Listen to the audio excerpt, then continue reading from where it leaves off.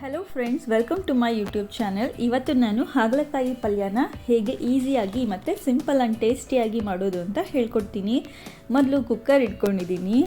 ಇದಕ್ಕೆ 4ರಿಂದ 5 ಟೀ ಸ್ಪೂನಷ್ಟು ಆಯಿಲ್ ಹಾಕಿ, ಸಾಸಿವೆ ಅರ್ಧ ಟೀ ಸ್ಪೂನಷ್ಟು ಜೀರಿಗೆ ಹಾಕ್ಕೊಂಡಿದ್ದೀನಿ. ಇದು ಚಟಪಟ ಅಂತ ಆದಮೇಲೆ 2 ಈರುಳ್ಳಿನ ಸಣ್ಣದಾಗಿ ಕಟ್ ಮಾಡಿ ಹಾಕ್ಕೊಂಡಿದ್ದೀನಿ.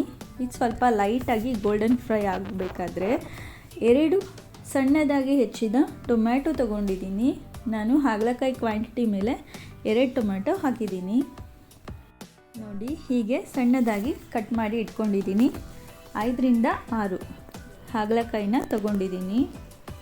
ಈ ಹಾಗಲಕಾಯಿಯನ್ನು 5ರಿಂದ 10 ನಿಮಿಷ ಅಷ್ಟು ಬಾಡಿಸ್ಕೊಳ್ಳಿ.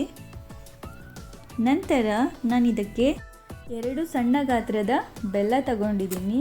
ಖಾರದ ಪುಡಿ 1 ಟೀ ಸ್ಪೂನ್, ಧನಿಯಾ ಪುಡಿ 1 ಟೀ ಸ್ಪೂನ್, ಅರಿಶಿಣ ಪುಡಿ 1/4 ಟೀ ಸ್ಪೂನ್, ರುಚಿಗೆ ತಕ್ಕಷ್ಟು ಉಪ್ಪು ತಗೊಂಡಿದ್ದೀನಿ. ಅದು ಕಲ್ಲುಪ್ಪು. ಹೀಗೆ ಲೈಟಾಗಿ ಫ್ರೈ ಮಾಡ್ಕೋಬೇಕು ಹಸಿ ವಾಸನೆ ಹೋಗೋವಾಗೆ.